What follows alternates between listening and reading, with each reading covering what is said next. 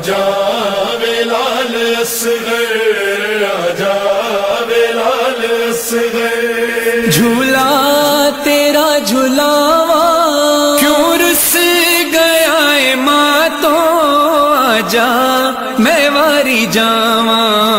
आजा बिलाल असगर, आजा बिलाल असगर।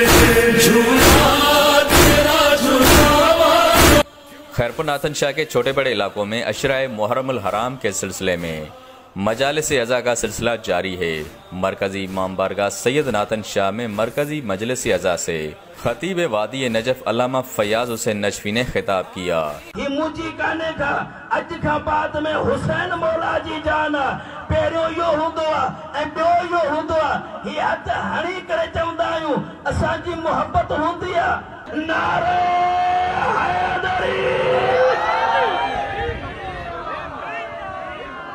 जिसके बाद शहजादा अली असगर इब्ने इमाम हुसैन अलैहिस्सलाम की शहादत की याद में झूला बरामद हुआ।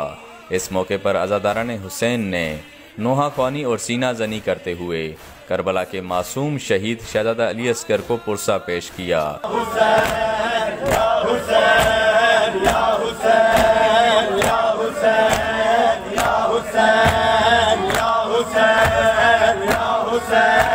जिसके बाद मुल्क और कौम की सलामती के लिए दुआएं मांगी गईं, जबकि लंगर न्याज भी तकसीम किया गया।